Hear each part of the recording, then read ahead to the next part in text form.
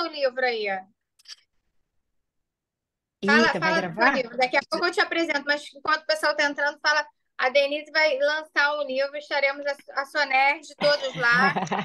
Fala do Então, ó, livro. nutrição e nefrologia no dia a dia, tá? Super, super legal. Eu não sei fazer essas propagandas, não, mas assim, ficou muito legal. Eu falei dele agora, porque tu falou essa coisa de da gente ter 10 mil funções, e aí Sim. inventaram essa pressão de escrever o livro. Eu aceitei, minhas alunas me pressionaram, o editor da Rubio me pressionou, o Fábio. Eu falei, gente, tudo bem, vamos fazer. Acho que está na hora da gente ter uma coisa mais atual de nutrição e nefrologia. Mas aí, tocando no assunto dos filhos, né? Tinha hora que a Luísa chegava aqui, mãe, eu assim, não, agora eu não posso, porque eu virava à noite, né? Porque a gente fez esse livro em 6 meses, menos de 6 meses. Então, assim, é um livro que está muito legal, ele traz um monte de coisa nova, inclusive. A gente tem capítulos, por exemplo, síndrome hepatorrenal, coisa que a gente, quando está no hospital, é muito difícil, né? Aqueles pacientes com cirrose que já começam Sim. com síndrome hepatorrenal. O que que a gente faz da nutrição, né? Então, eu falo isso muito com os alunos de graduação e com os estagiários que estão lá no hospital, né? Porque é muito difícil. A gente é o fígado que está com cirrose, mas que já está tendo uma lesão renal. E aí, o que que faz com a proteína, que vem líquido e sal, enfim, é bem complexo, mas esse livro está bem legal. Ele fala de síndrome hepatorrenal, síndrome cardiorrenal, tem litíase, tem glomerulopatia, tem muita coisa legal, está bem atualizado.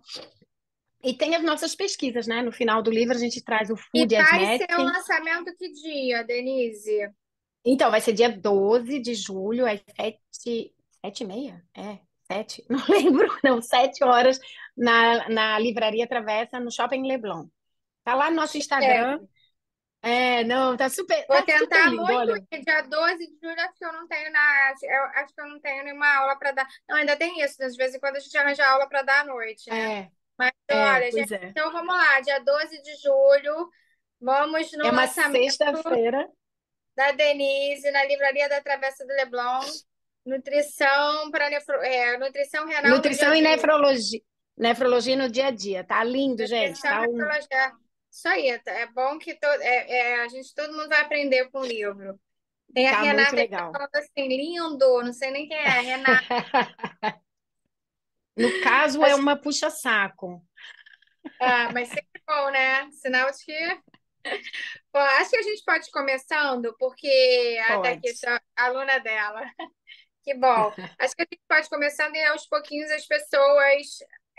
A Carlos Pérez entrando aí. Que Ah, bom. Carlos Pérez, que Carlos, bom tudo aqui. Já vou te catar para a banca de doutorado.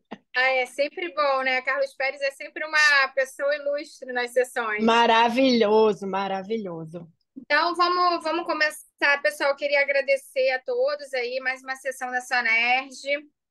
A gente tenta fazer sempre uma sessão por mês. Era a segunda, primeira, terça-feira do mês, mas aí a gente tenta adaptar, né, aos horários dos palestrantes, aos horários dos organizadores. Então, é uma terça-feira do mês, né? Então, e aí, esse mês eu tinha convidado já a Denise para dar uma sessão. E como sempre, ela sempre tem muitas aulas, compromissos, e ela aceitou. E aí ela me deu alguns temas, eu escolhi esse tema, né, de CKD and Nutrition, né, como é que é? Kidney Aging, né? Dieting Diet, aging, é. diet Aging, é. Que eu achei legal porque a gente tem várias questões aí em relação ao envelhecimento mesmo. É um tema, acho que super atual e que ela apresentou no Congresso Europeu de Nefrologia em Estocolmo. Então, mais um motivo para termos orgulho dela estar na nossa sessão aí, a professora titular da UF, da pós-graduação, enfim, vários títulos. Denise, obrigada por você ter aceito o convite. E como podemos começar aí, eu acho que é bom você falar um pouquinho das suas qualificações mais detalhadamente. E aí eu passo a palavra a você para depois a gente abrir para o pessoal para tirar dúvidas, enfim. Obrigada mais uma vez. Tá bom, Bebel. Ó, boa noite a todo mundo. Queria primeiramente agradecer, Bebel. A gente se conheceu, na realidade, eu não conhecia Bebel, né? Como que eu não conheço Bebel, né? Ou aquele professor dos Estados Unidos.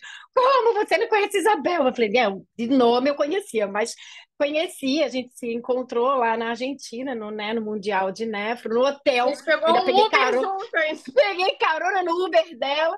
E aí a gente, não, eu vou te convidar. E assim, não, ok, estamos juntos. E uma graça, Bebel, super, super prazer estar aqui, né, na Sonerge. Acho que isso é importante, né, não só para a nefrologia, mas eu acho que a nutrição renal, né, eu acho que ela tem crescido bastante no Brasil e no mundo. Acho que é importante a gente estar aqui, né? Então, obrigada por esse convite, né? Não sou eu aqui, mas representando todos os nutricionistas trabalham com nutrição renal, né? Que a gente tem muita coisa para fazer com os nossos pacientes. Então, assim, super obrigada, Bebel.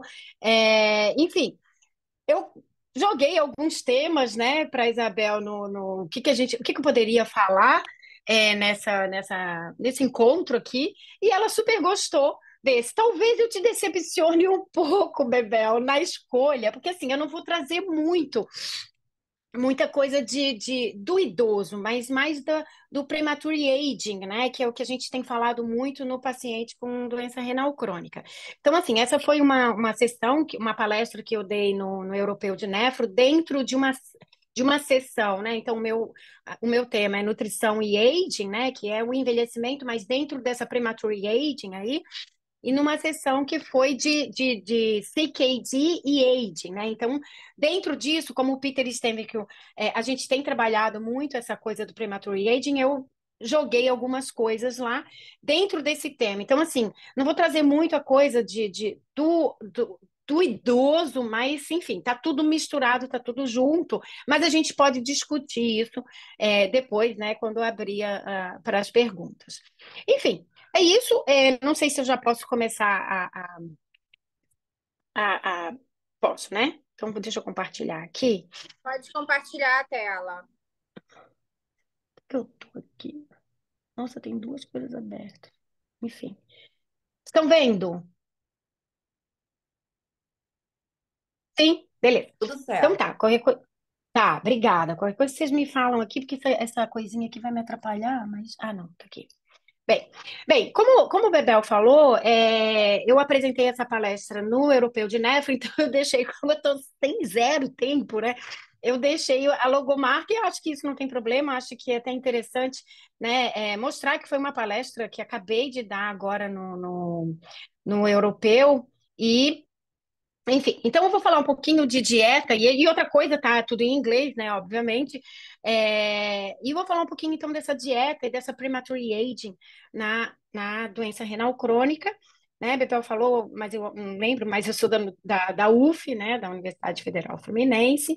E, bem, e aí eu vou começar falando um pouquinho dessas células senescentes, né? Então, dentro desse contexto é que eu vou trabalhar um pouquinho dentro a nutrição, né, nessa premature aging. Mas, para a gente começar, vou falar um pouquinho aqui dessa consequência biológica do aumento, né, do número dessas células senescentes. Bem, a gente tem um lado que é benéfico, né, que a gente tem, por exemplo, a supressão de tumor. Né? Então, a gente tem alguns marcadores aqui, ó, P53, 16, 21, algumas citocinas que podem, então, estar envolvido com a supressão de tumor e outros benefícios quando a gente tem essas células senescentes, mas quando a gente tem algum desbalanço desse aumento de células senescentes, a gente tem efeitos deletérios. E aí, inclusive, o desenvolvimento de tumores. Né? E aí, eu vou falar um pouquinho, né, não de tumor aqui, obviamente, mas desses efeitos deletérios do aumento dessas células senescentes. Bem, o que que faz com que a gente tenha um aumento dessas células senescentes, né?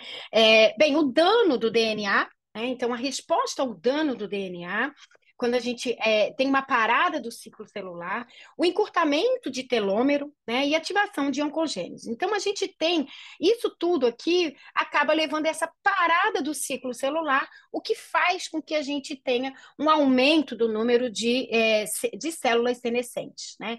Com isso, a gente tem alteração morfológica na célula, essa parada celular aí prolongada, o dano oxidativo, que é o que a gente tem trabalhado muito no grupo, né, que é o estresse oxidativo, e aí a gente tem falado muito desse SASP aqui, que seria esse fenótipo secretório associado à senescência, que aqui é que a gente pode trabalhar um pouco, e os estudos, né? Eu vou mostrar que os estudos acabam usando esses marcadores de SASP aqui, e esse SA-beta-gal também, como marcador de senescência, tá? Então, assim, só estou dando uma introdução, eu sei que isso é complexo, não me perguntem, entende tudo? Não, porque, assim, a gente está começando a entrar nesse mundo agora, é um mundo bem complexo, né, que a gente vai estudar. Então, por exemplo, encurtamento de telômero e esses marcadores de senescência, como a expressão desse P16 e P21 aqui, que são marcadores de senescência celular. Bem,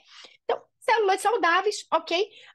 Quando a gente tem algum estressor, por exemplo, quando a gente fala de doença renal crônica, a gente tem aumento de estresse oxidativo, de inflamação por N fatores, que eu não vou abordar muito aqui, mas enfim, a gente sabe, né? A própria hemodiálise, o próprio processo inflamatório, a progressão da doença renal crônica, a dieta, né? Tudo isso pode levar a um estresse crônico e essas células acabam tendo acumuladas, né? Então, existe um acúmulo dessas células senescentes e a gente vai ter esse aumento desses fatores aqui, que eu chamei de SASP, né? Na realidade, seria esse fenótipo aí de senescência, e aí a gente tem o quê? Um fenótipo de envelhecimento. Né?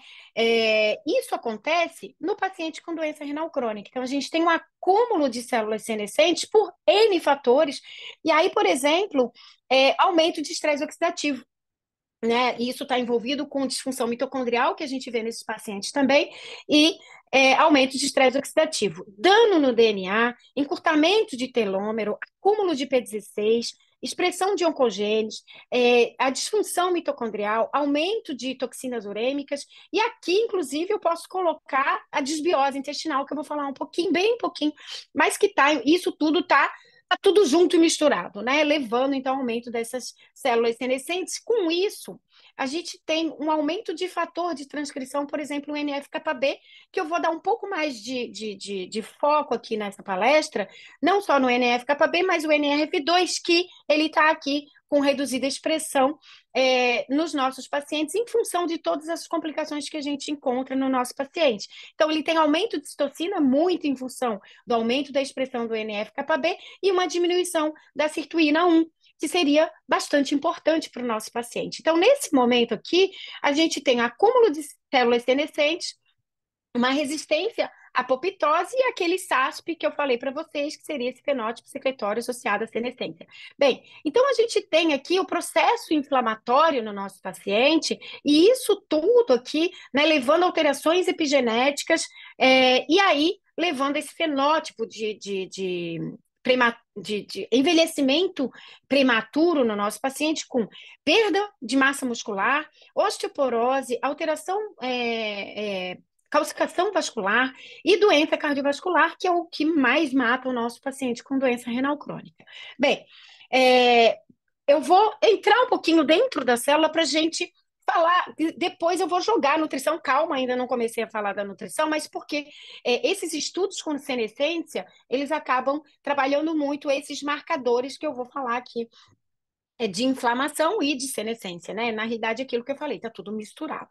Bem, então, quando a gente tem essa ativação aqui do NF-κB, por exemplo, num aumento de estresse oxidativo, então, aumento de espécie ativa de oxigênio que a célula produz, por exemplo, decorrente de uma disfunção mitocondrial, a gente faz com que esse NF-κB ele se desloque para o núcleo, e lá no núcleo ele vai aumentar, né, ele vai liderar, então, comandar aumento de síntese de enzimas, de citocinas inflamatórias, né? Aqui eu coloquei algumas, mas, por exemplo, VCAM, ICAM, interleucina 6, TNF-alfa, várias outras citocinas são sintetizadas a partir da ativação do NF-κB lá no núcleo. Bem, muito bem, a gente tem um processo inflamatório nesses pacientes, mas em condições normais, a gente tem um regulador master de resposta citoprotetora, que seria o NRF2, a gente chama do KEAP1, né?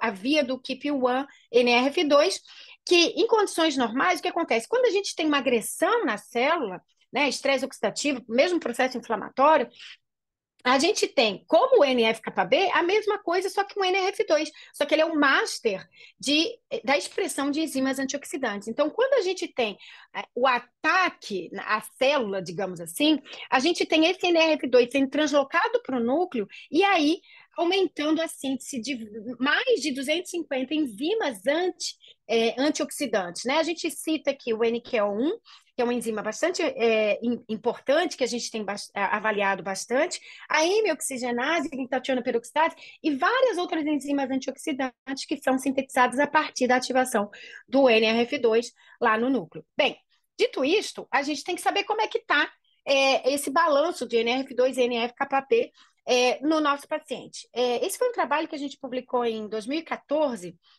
A gente comparou o paciente em hemodiálise com um indivíduo saudável e a gente viu em PBMC, a expressão de NF-κB e NRF2. E aí, não tanto para nossa surpresa, porque na realidade a gente esperava isso, né, essa down regulation aqui do NRF2 e um aumento da expressão do NF-κB no paciente em hemodiálise, quando comparado com o indivíduo saudável, e uma redução do NRF2, que seria aquele master dos antioxidantes, nesses pacientes em hemodiálise. Bem, além disso, né, a gente tem outros fatores também que levam para esse aumento da senescência, do aumento do acúmulo, na realidade, das células senescentes, levando a essa premature aging no nosso paciente com doença renal crônica. Então, várias doenças, e aí aqui está incluído a doença renal crônica, diminui a expressão de SIRT1.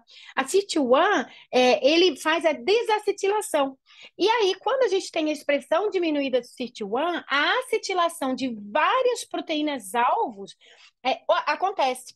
Então, a gente vai ter o processo inflamatório, a apoptose, disfunção mitocondrial, estresse oxidativo, fibrose, autofagia, e aí um aumento, né, do dano celular, inclusive no rim, né, e um aumento de senescência, né, dessas células senescentes. Um outro fator que a gente não pode esquecer e que a gente trabalha bastante é a microbiota. Né? Então, a alteração da microbiota, ou seja, a desbiose do nosso paciente, está presente, né? Então, essa desbiose está presente, e como está presente também com o envelhecimento. Então, a gente tem dois fatores aí: a desbiose do paciente com doença renal crônica e paciente idoso também pode ter desbiose. E aí, com isso, a gente tem aumento de várias toxinas urêmicas produzidas pela microbiota intestinal, como ácido indolacético, desculpa, pecresil sulfato, indoxil sulfato, timal, LPS, e diminuição de ácido graxo de cadeia curta, por exemplo. Né? Isso aqui levando essa inflammation, que seria essa associação do envelhecimento precoce com inflamação no nosso paciente com doença renal crônica. E a gente não pode esquecer que essa desbiose também está relacionada com disfunção mitocondrial. Como eu falei para vocês, está tudo misturado, né? E aí a gente vai ter, com o aumento dessas toxinas urêmicas produzidas pela inflamação, pela microbiota intestinal, a gente vai ter o processo inflamatório, estresse oxidativo e a disfunção mitocondrial, e a disfunção mitocondrial também aumentando o estresse oxidativo e inflamação, fazendo com que ocorra a desbiose intestinal, né? Então, a gente tem aí um ciclo vicioso entre disfunção mitocondrial e desbiose. Calma que eu vou falar de nutrição. Bem, chegamos, então, na parte da nutrição, onde a gente tem alguns fatores alguns compostos bioativos que podem, então, mitigar essa premature aging ou esse estresse oxidativo e inflamação no nosso paciente com doença renal. Né? Então, como eu falei, a gente tem aumento de estresse oxidativo, encurtamento do telômero, dano do DNA, disfunção mitocondrial, a parada desse ciclo celular, ativação de NF-κB, outro fator aqui que eu não falei, que é o inflamassoma, estresse oxidativo, vários outros compostos, né, dentro da célula, então fatores que levam ao aumento do processo inflamatório, e a gente tem aí o fenótipo do premature aging e alguns marcadores, né, como esse SASP. Na realidade o SASP seriam as citocinas que vão aumentar então o processo inflamatório. A gente pode ter então a nutrição como senoterapêutico, né, então a gente tem vários compostos bioativos como sulforafano, quercetina, alicina, resveratrol, fisetina, que podem, então, ativar, por exemplo, o SIRT1, que pode aumentar a ativação do NRF2 e, com isso, aumentar a expressão de enzimas antioxidantes, diminuir essa expressão do inflamassoma, né? Eu nem falei, é um queridinho nosso também, mas eu nem falei dele aqui. Diminuir estresse oxidativo, porque a partir do momento que a gente oferece mais frutas e verduras e uma dieta mais saudável para o nosso paciente, a gente também está oferecendo mais vitaminas e minerais antioxidantes para o nosso paciente. Então, a gente pode, com a nutrição, mitigar essas complicações no nosso paciente. Bem, além disso, a gente tem uma dieta epigenética, que a gente pode chamar assim, né? Por exemplo, o ácido fólico, o isocianato, vitamina B12, colina, betaína, são componentes da dieta, né? Então, são nutrientes que eles podem ativar essas modificações epigenéticas, tanto como a gente fala de modificações de histona, metilação do DNA, e com isso a gente pode ter a diminuição de marcadores epigenéticos, né, de diminuição desses marcadores de aging, né, dessa premature aging no nosso paciente, diminuição de mortalidade e aumento desse prolongamento, né, da vida, na realidade, do nosso paciente. Bem, essa figura aqui a gente publicou num capítulo de livro, inclusive que o Peter Steinvik convidou a gente dentro de um livro de alimentos funcionais, onde a gente mostra, né, esses compostos bioativos, por exemplo, a alicina dentro do alho. Eu vou falar um pouquinho, né, da quercetina, da fisetina, da pigenina, do sulforafano, que a gente tem um estudo que a gente acabou de publicar agora. Então, esses compostos bioativos dentro dos alimentos, eles podem, então, ser benéficos para o nosso paciente, aumentando a expressão de SIRT1 e de NRF2 e diminuindo a expressão, né, inibindo, então, a expressão de marcadores inflamatórios ou de fatores que ativam marcadores de inflamação no nosso paciente. Bem, então vou falar um pouquinho do sulforafano. Né, o sulforafano é um composto que a gente encontra dentro dos vegetais crucíferos, né? E ele é tido, inclusive, como um agonista. Por exemplo, se algum estudo vai fazer ativação de NRF2, ele é colocado lá, por exemplo, em célula ou com ratinho, ele é colocado mesmo para ativar o NRF2. E aí, pensando nisso, gente, o sulforafano está dentro do brócolis, né, da couve de Bruxelas, enfim. E aí, esse sulforafano, ele tem esse efeito de ativar o NRF2, por modificar os grupos tióis dentro do KEAP1, né? Então, o NRF2 ele é grudado com o KEAP1 no citoplasma, mas o sulforafano ele consegue, modificando o KEAP1, translocar, então ele se desgruda, digamos assim, né, do NRF2, e o NRF2 é translocado para o núcleo, e aí faz aquela produção, a síntese de enzimas antioxidantes, como a gente mostrou anteriormente. E outra coisa, né, esse sulforafano, ele também é capaz de inibir o inflamassoma, e também inibir, né, ele se liga a resíduo de cistina aqui e ele inativa o NF-κB, e com isso a gente tem diminuição de síntese de citocinas, por exemplo. Então, o sulforafano como ativador do NRF2, tem alguns estudos, né, com in vitro, né, alguns não, bastante in vitro, alguns em rato e poucos no paciente com doença renal.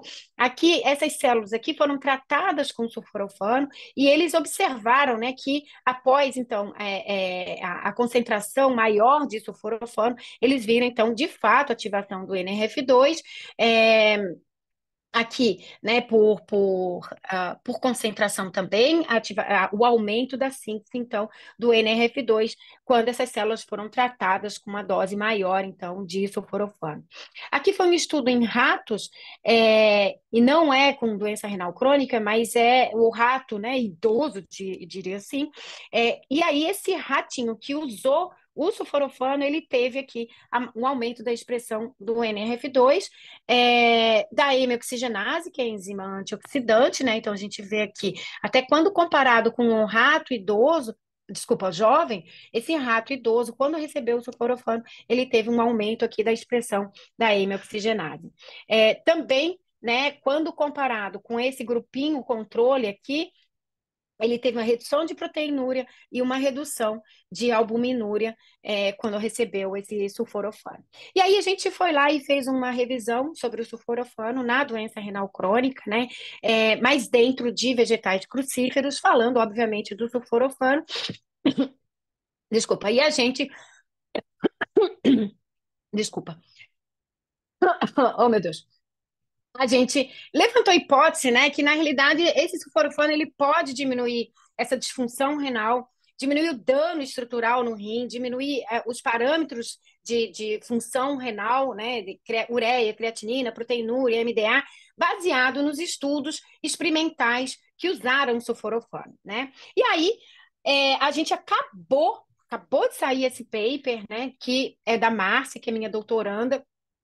A gente suplementou sulforafano em cápsula, né? Não foi com brócolis. Infelizmente, a gente queria ter dado, né, um prato de brócolis por dia, mas a gente não consegue fazer um estudo científico, né? Fazendo isso, porque é muito difícil de controlar esses pacientes, né? Ingestão da comida mesmo, né?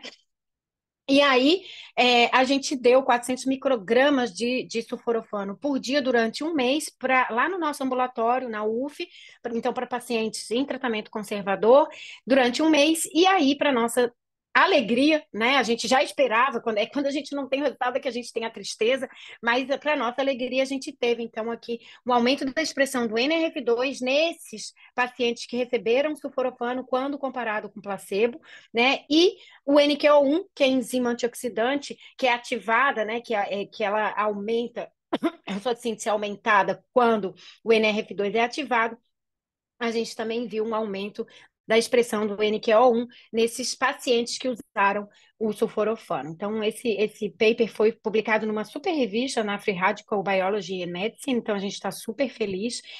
Enfim, mudando de brócolis para vinho, né? A coisa fica melhor para quem gosta do vinho, então, né? Mais calma, não é tão assim.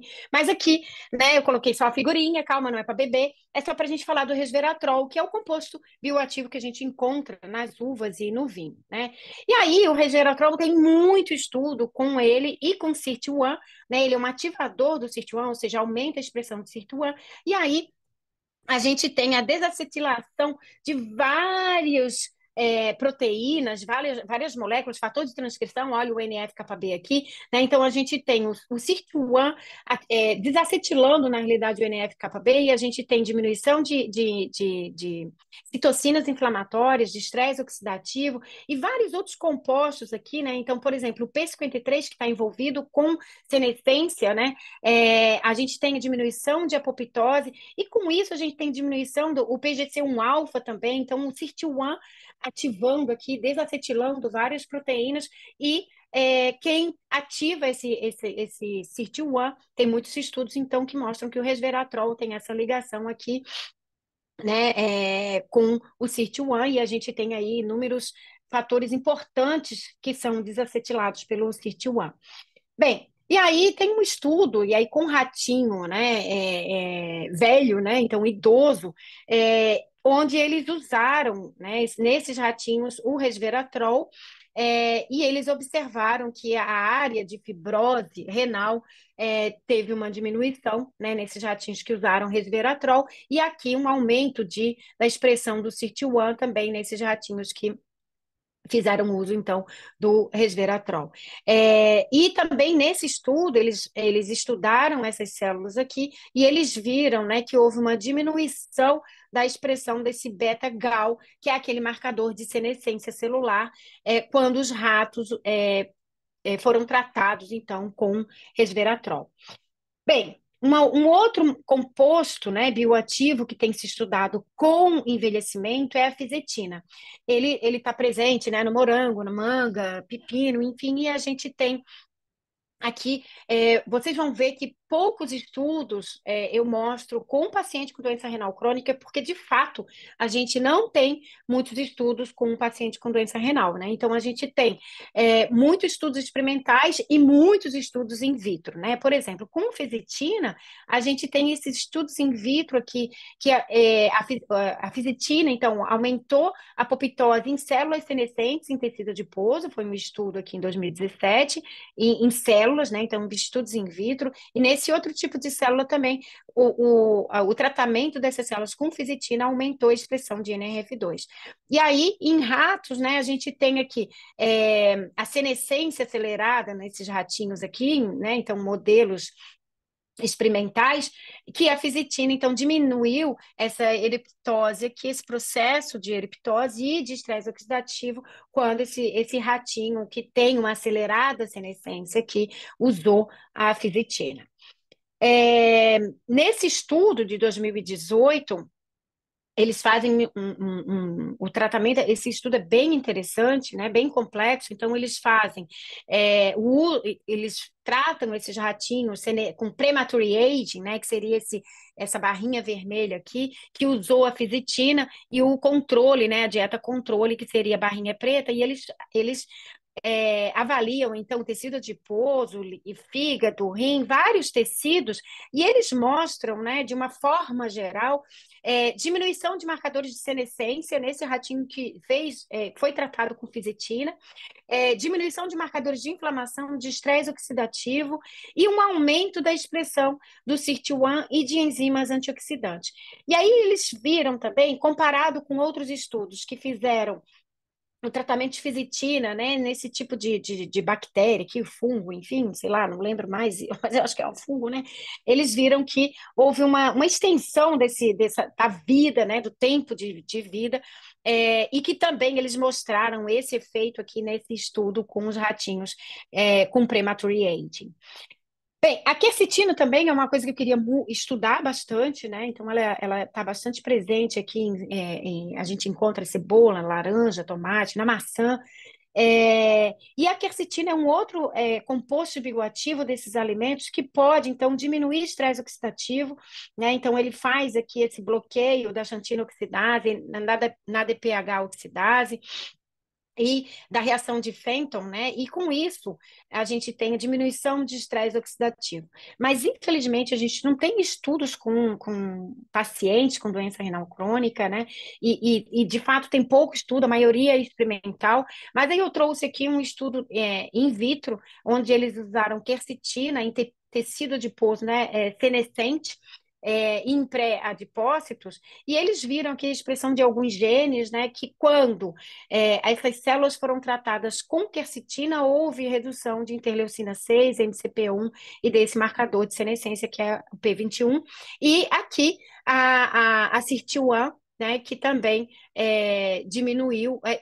aumentou a expressão quando essas células foram tratadas com quercetina. Aqui embaixo também, né? Então a gente vê aqui a SIRT1, já sem ser o Western blot, o aumento da expressão, então, do SIRT1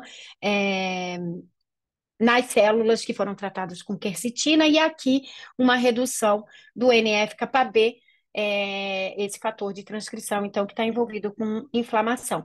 Aqui a gente vê o percentual de células senescentes reduziu com o tratamento da quercetina, e as espécies reativas de oxigênio também, então, foram reduzidas com a quercetina. Então, mostrando que tem aí um fator importante de ativação de enzimas antioxidantes e diminuição de inflamação com o uso de quercetina.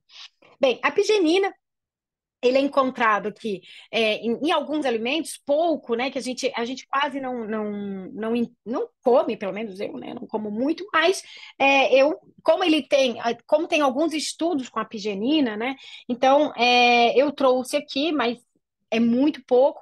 A gente tem aqui esse estudo que fez o tratamento com cisplatina, então provocou aí uma doença renal aguda nos ratinhos, né? E com isso eles viram, né, aumento de estresse oxidativo, então aumento de espécies reativas de oxigênio, ativação de várias vias de processo inflamatório dentro da célula, e depois eles fizeram, né, o uso da apigenina antes do tratamento com cisplatina e eles viram, então, uma diminuição nesse processo inflamatório nos ratos que tiveram, então, esse tratamento, esse pré-tratamento aí com a pigenina.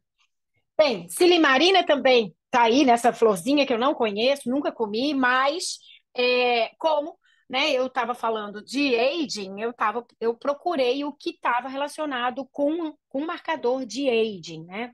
Então, esse estudo aqui, ele estudou carcinogênese renal em ratos, né? E eles viram, e aí tem vários componentes, né, da silimarina, e aqui um grupo controle, eles viram que o NF-κB, então, estava aumentado nesse ratinho com carcinogênese renal, mas quando eles foram tratados com esses compostos da silimarina, eles viram que o NRF2 diminuiu a expressão, né? Teve a expressão diminuída, e o contrário a gente vê com o NRF2, que houve aumento da expressão nesses ratinhos que tiveram um tratamento com algum componente da silimarina. Também não me pergunte silimarina, porque eu não conheço essa parada de sucesso aí. Bem, a canela, né? A gente publicou uma revisão sobre canela. A gente tem um paper, Food as Medicine, que saiu na Nature, e desse paper a gente teve muitas ideias. A gente ficou 2 anos em cima, né, desse paper, e aí com isso, por isso que a gente começou a fazer um monte de revisão. Logo depois veio a pandemia, eu falei, gente, o que não vai para o laboratório vai escrever, né? E com isso a gente começou a estudar esses compostos, né? Então, a canela é um outro composto que a gente quer, um outro alimento, na realidade, que a gente quer estudar muito, né? E a gente, nessa revisão, a gente mostrou em diabetes, obesidade, doença cardiovascular, mas nada em renal, porque não tem nada em renal, né? Então, esses componentes aqui da canela, né? O cinamaldeído, principalmente, tem aí uma modulação do diabetes, né? Então, aumenta essa autofosforilação do receptor da insulina, aumenta a translocação de GLUT4, aumenta PPAR gama, alfa e gama, e tem, então, benefícios com pacientes em diabetes. Com obesidade, a gente também tem alguma coisa, né, com pacientes obesos, parece que aumenta a termogênese, diminui grelina, enfim, tem alguns marcadores, né, com relação à ingestão alimentar, que podem, então, serem benéficos para pacientes com obesidade.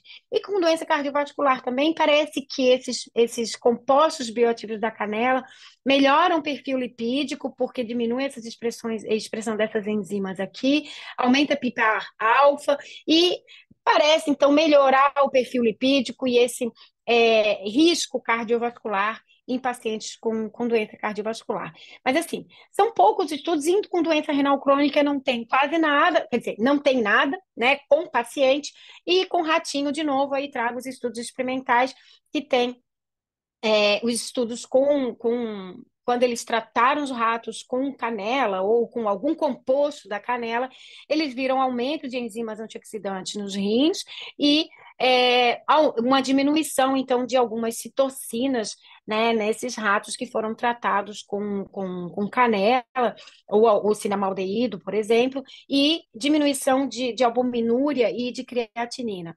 Então, por isso que a gente quer tanto estudar a canela, porque parece, né, que tem algum benefício aí para os nossos pacientes com doença renal crônica. Bem, a cúrcuma, não posso deixar de falar, a gente também tem essa revisão aqui, né, onde a gente explorou bastante os efeitos da cúrcuma lá no NRF2, lá no NF-κB, mostrando que pode mitigar, então, essa ativação do NF-κB, diminuindo então, as citocinas, e ativando o NRF2, diminuindo a espécies reativas de oxigênio, e aí a gente foi estudar, então, a cúrcuma. Esse foi um estudo publicado pela Lívia, que foi agora minha pós-doc, na época foi o doutorado dela, né? A gente suplementou, então, um suco, a gente colocou laranja, cenoura e a cúrcuma, né? Foram 2,5 gramas de cúrcuma 3 vezes na semana, então foi só lá na sessão de diálise para a gente ter certeza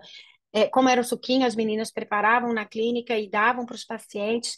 E aí o que a gente viu depois de 3 meses foi a diminuição da expressão desse NF-κB no nosso paciente e da proteína C reativa, então, depois de 3 meses com o suco, quando comparado com o placebo, que foi o suco sem a cúrcuma. E aí, a minha queridinha, né, que é a microbiota, não vou falar muito aqui, mas lembrando que com a dieta a gente pode modular a microbiota, na realidade, a dieta é o primeiro, né, modulador da microbiota, então tudo que a gente come cai lá no intestino e para o bem ou para o mal a gente pode levar então desbiose ou a simbiose. Então, se a gente tem uma dieta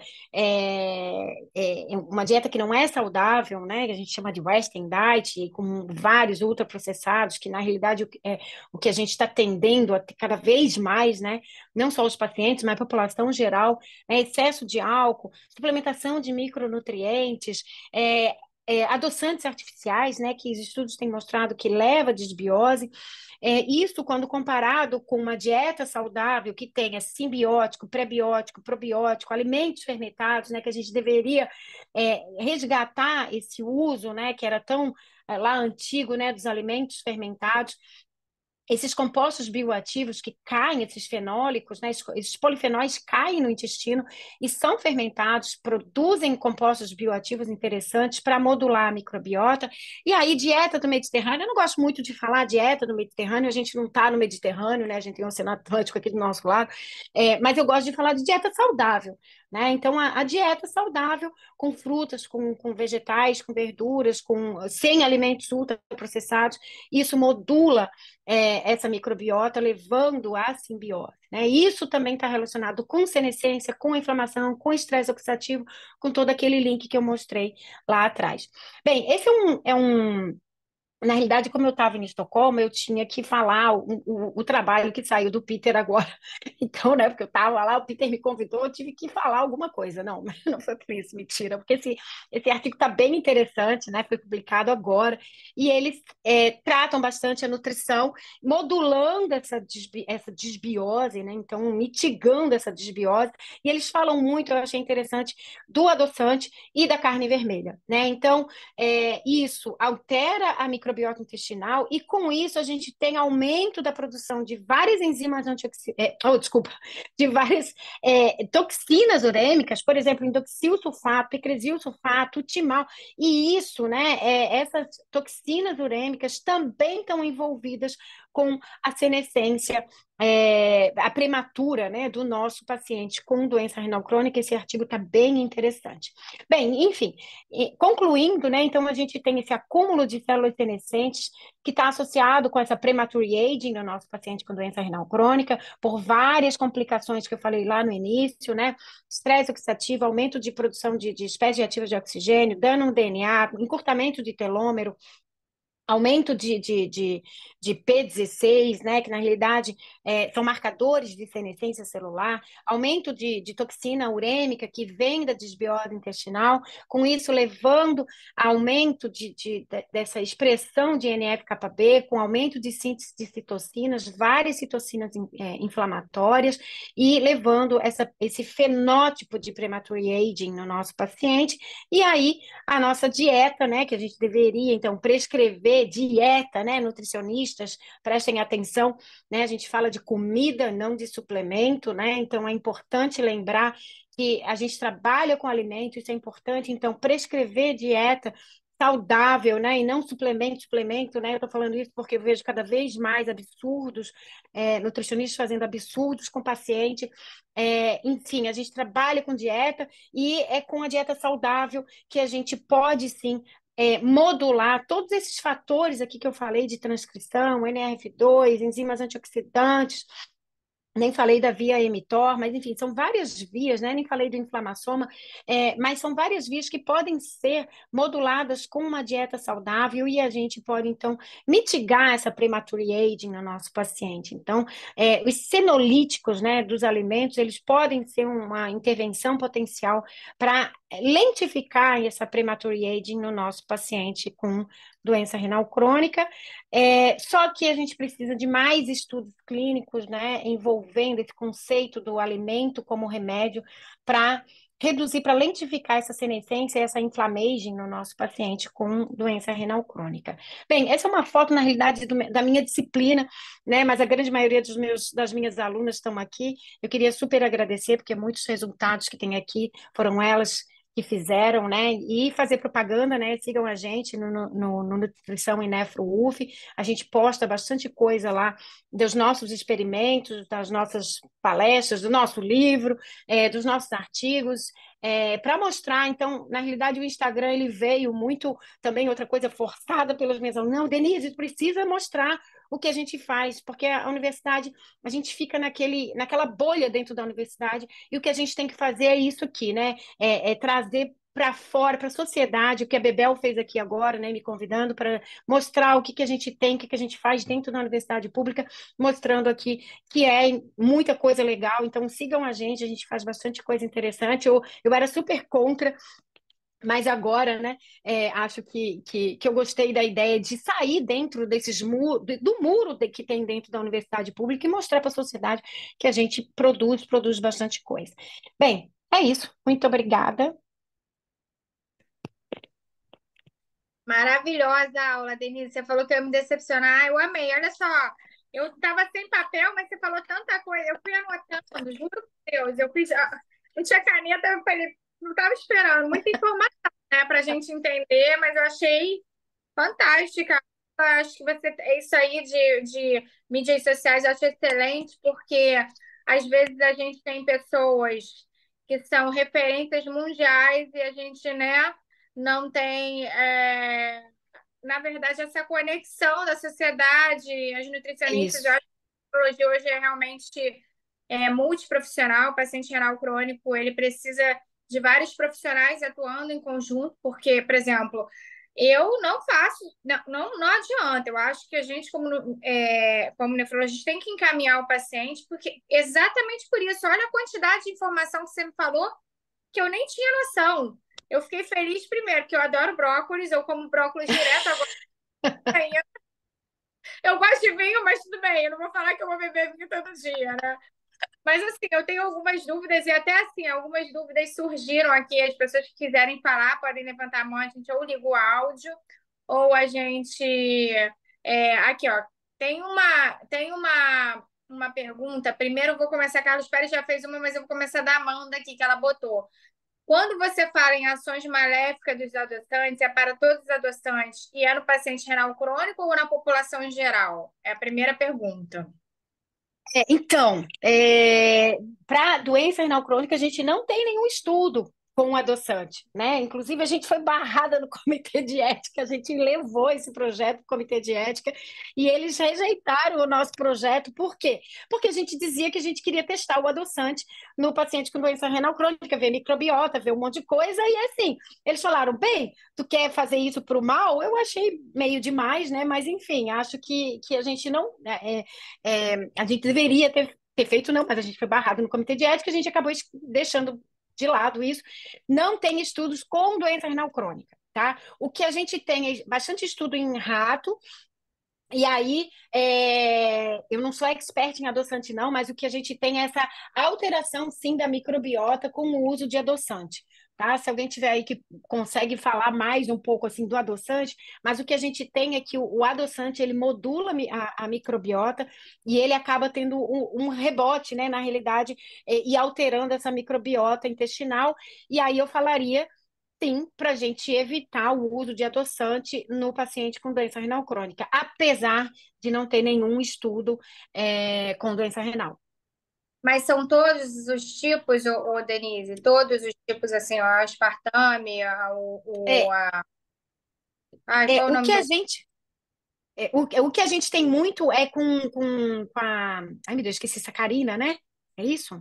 Eu não sei, eu acho que odeio adoçante, odeio, não sei nem o nome, porque eu não gosto nem de pegar essa naquele parte eu vidro. tô bem. Essa parte eu tomo tudo com adoçante. Essa parte eu tô péssima. Eu tô bem no É, brócolis, mas tô com adoçante. Então, mentira. Não, é assim, então. Os Você estudos, por exemplo, qual é o mais comum? Essa Karina, não é, gente? Pelo amor de Deus, me ajuda aí com a adoçante, porque eu não sei nada de adoçante, eu odeio adoçante. Mas eu acho bastante que tem bastante estudo com isso ciclamato, aí. Tem isso, ciclamato, sucralose. exatamente, Isso, vários. obrigada, galera. Então, Xilitol, esses, tem vários, né? eu não Tem sei se com estévia tem. A gente tem que dar uma procurada, mas assim, de uma forma geral, o que eu sei é que modula a microbiota para o mal, tá? Então, isso foi um estudo que saiu há um tempo em ratos, e aí foi um boom. E agora já tem mais estudos. Mas, enfim, também não tenho tempo de ler, mas o que tem é que altera a microbiota e aumenta os patobiontes, né? Então, aumentando aí a LPS, aumentando toxina. A toxina urêmica, eu não sei se tem algum estudo, mas enfim. Enfim, é isso. De uma forma geral, o adoçante é ruim. o Carlos Pérez, bom, show, Denise.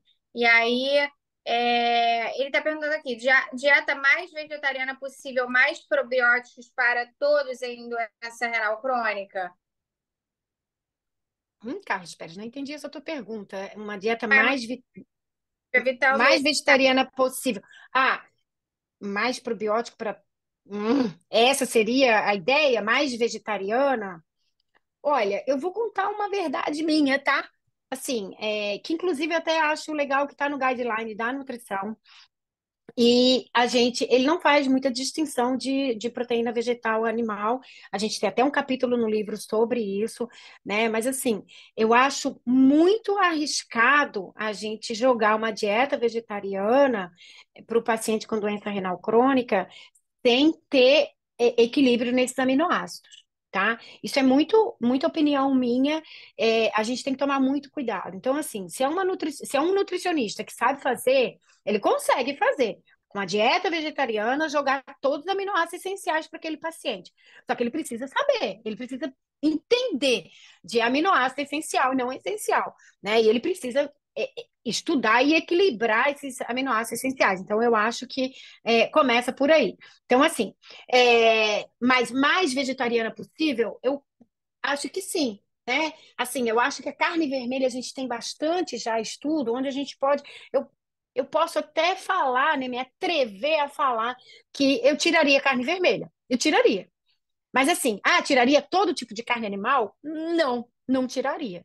Então, assim, mas é eu, Denise e Mafra falando, tá? Então, assim, carne vermelha, ok, eu posso excluir, mas proteína de origem animal, ovo, é, frango, peixe, eu tiraria? Não, não tiro. Não tiraria do meu paciente, mas tá? Eu acho que se você sabe fazer um cálculo de aminoácido essencial da comida que tu tá dando, perfeito. Da soja, da lentilha, da ervilha, ok.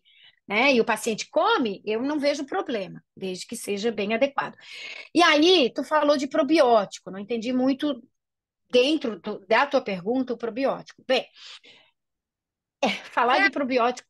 Ô, Karine, abre aí para o Carlos falar, para ele participar, porque aí ele também. Carlos, vamos abrir aí o seu áudio.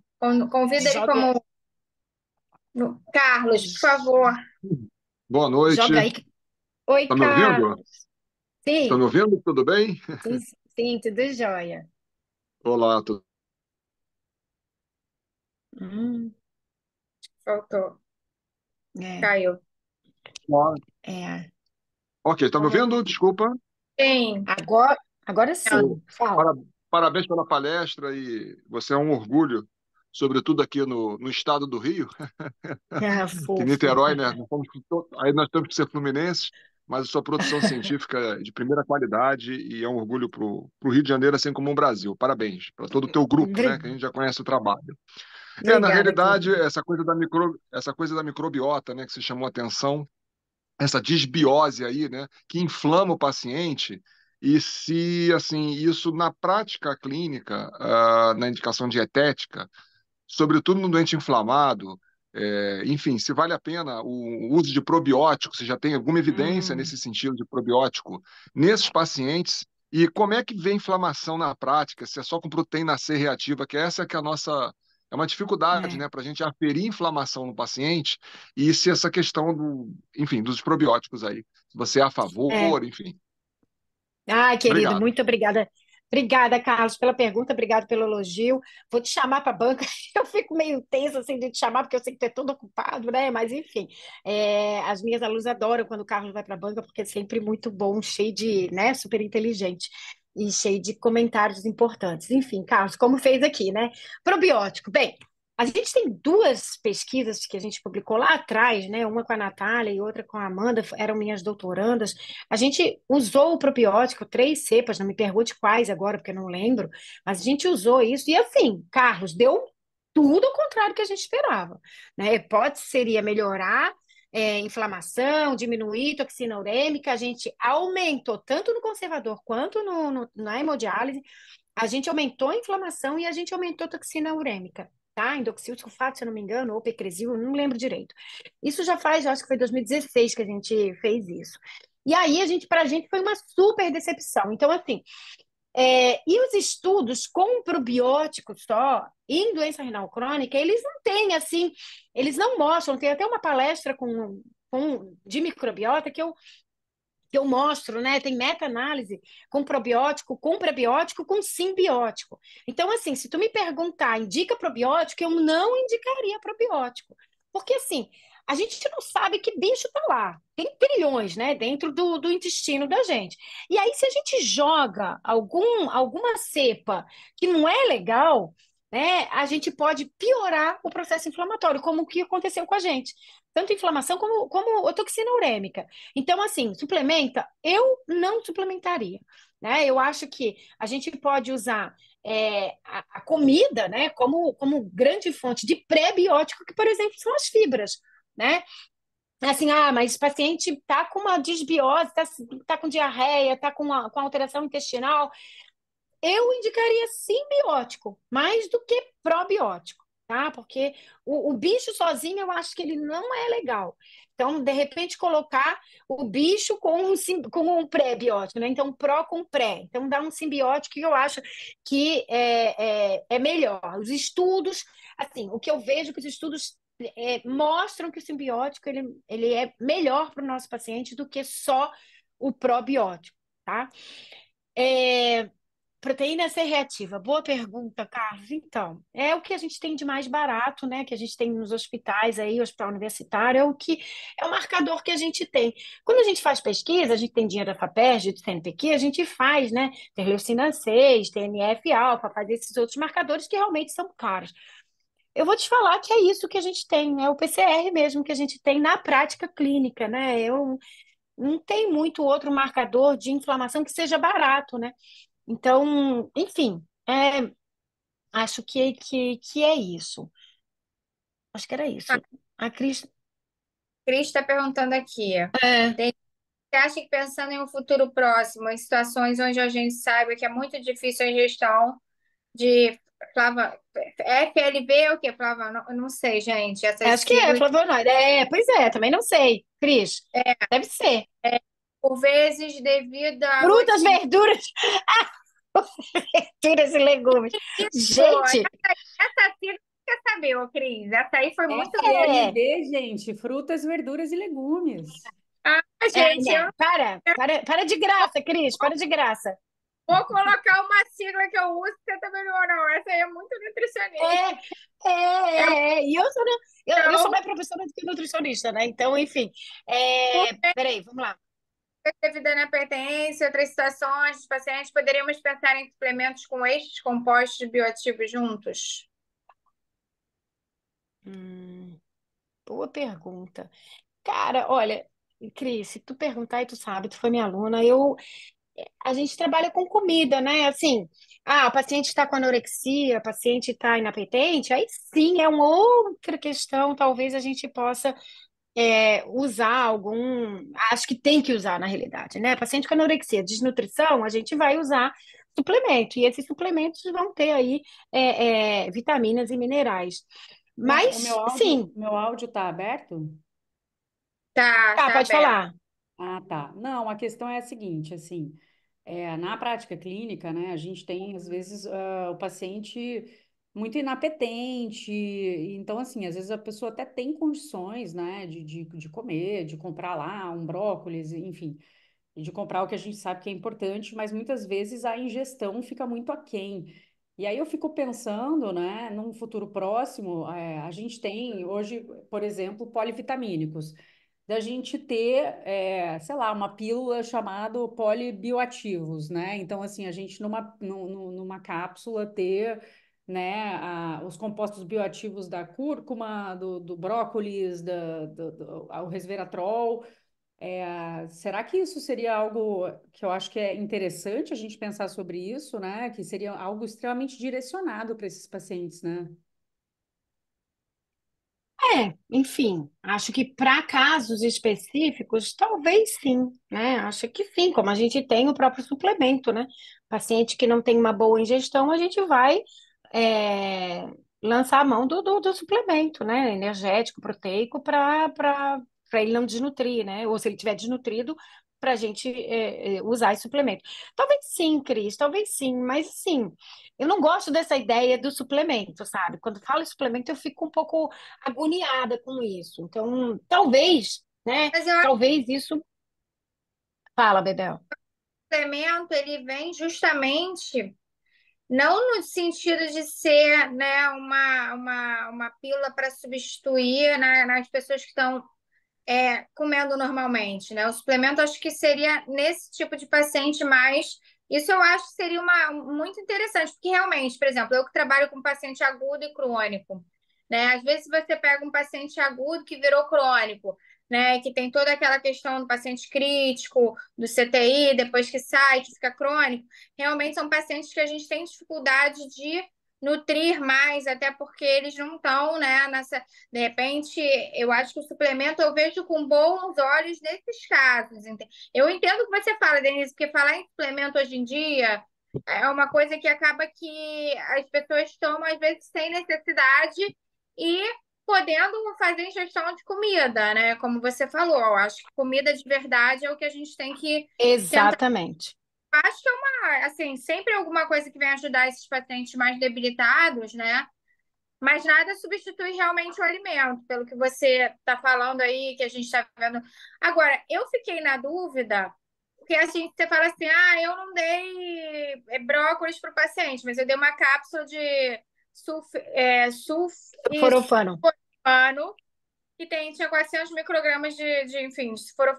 Quanto que no brócolis eu preciso comer de um brócolis, né, para ter esses 400 microgramas? Eu preciso comer um brócolis todo dia, vamos supor. Não, Você acha é que um pratão. É um prato. Um é um pratão. prato de brócolis É, gigante, né? é. Mas assim, ó, essas pesquisas que a gente faz, Bebel, assim, na realidade a gente já fez com resveratrol. Resveratrol não deu muita coisa no tratamento conservador. A gente acaba tendo que usar o ideal seria, na realidade, quando a gente fez aquele suco com cúrcuma na diálise e deu para esses pacientes. Aquilo me encantou. E de fato deu super certo, porque inclusive a gente via a adesão dele. A gente via o paciente comendo, tomando, né?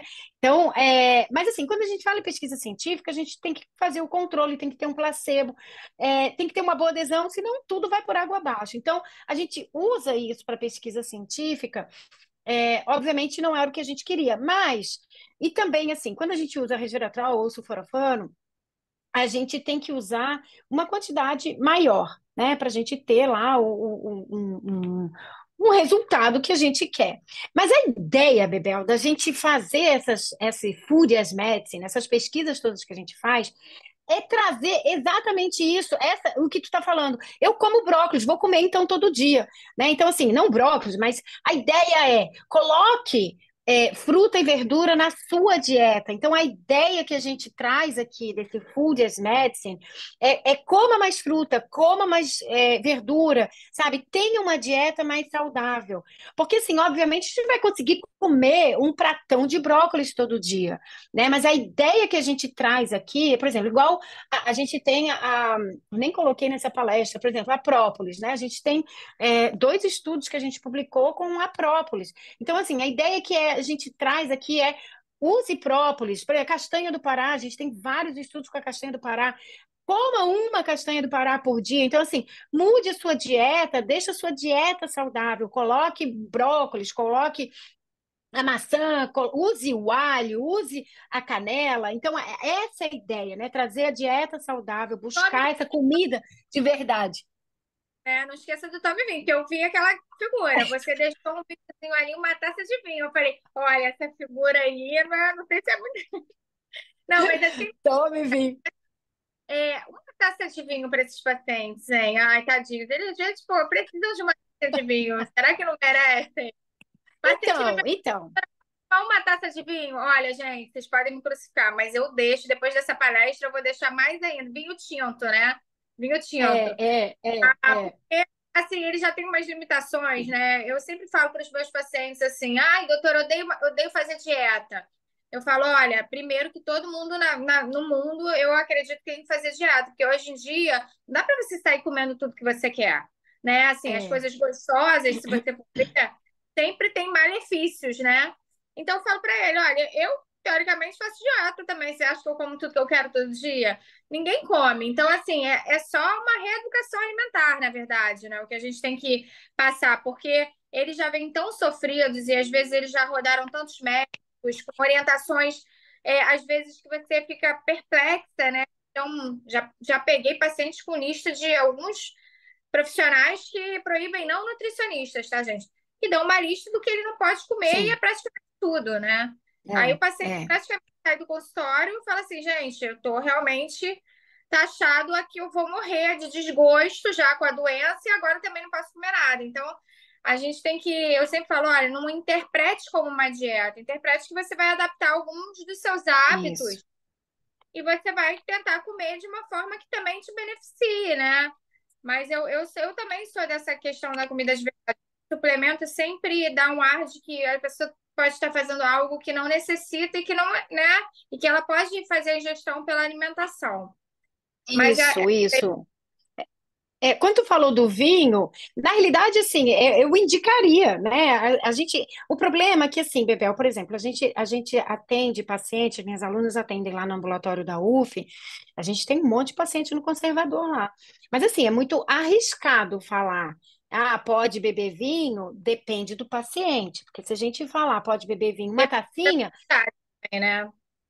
né? Então, assim, depende muito, mas se é aquele paciente que tu já confia, que tu sabe que ele vai, que ele te escuta, que vai beber uma tacinha só, ok. Depende do paciente, entende? Eu super indico, mas assim, depende. Quer dizer, super indico não porque eu não atendo mais paciente, não tenho mais tempo para atender. Lá atrás eu atendia no ambulatório, agora minhas meninas que atendem.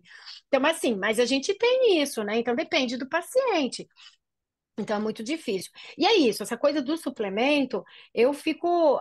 Esses dias a gente estava discutindo no grupo que a gente tem aqui, de nutricionistas, e uma delas colocou lá o paciente, não era renal, não, mas foi tinha doença renal crônica, mas era diabético, foi para uma nutricionista, e a nutricionista passou uma lista de suplemento, né? Vanádio, passou selênio, passou de comida.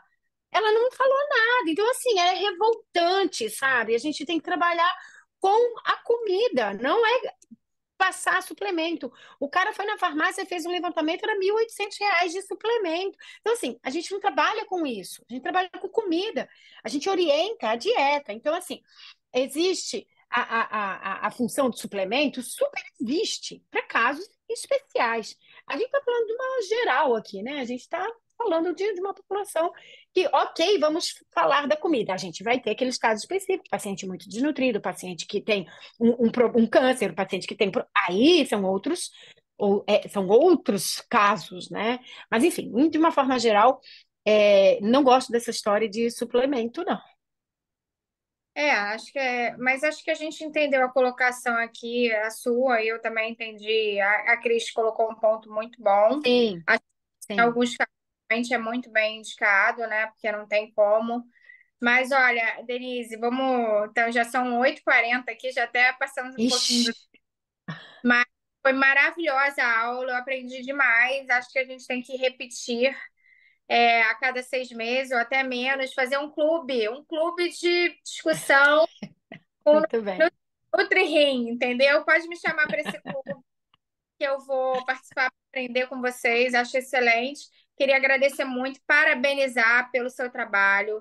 Aí, ó, Sandrine, eu topo. Vamos fazer, Sandrine, um clube Nutri e parabenizar muito aí pelas suas publicações, pelas suas. A gente sabe como é difícil fazer trabalho científico no Brasil, conseguir verba, né, para essas pesquisas.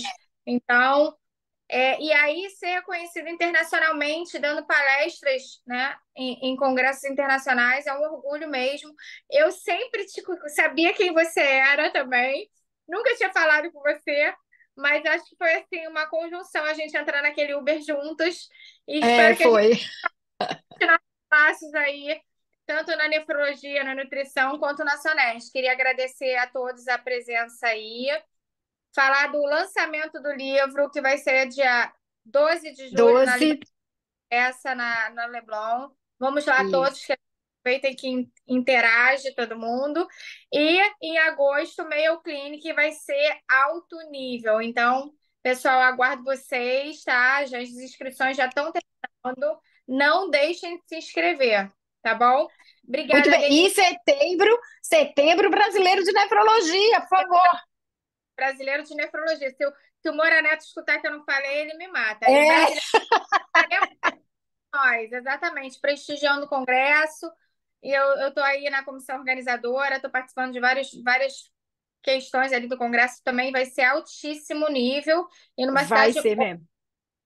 É isso, pessoal. Obrigada, boa noite a todos. Obrigada, Denise, Cris e Carlos, aí por ter Obrigada, querida. feito os comentários, tá bom? Um Obrigada, beijo, Bebel. Um beijo, beijo, Cris, beijo, Carlos, beijo a todo mundo que está aqui, beijo, muito obrigada. Foi ótimo. Beijo, Bebel. tchau.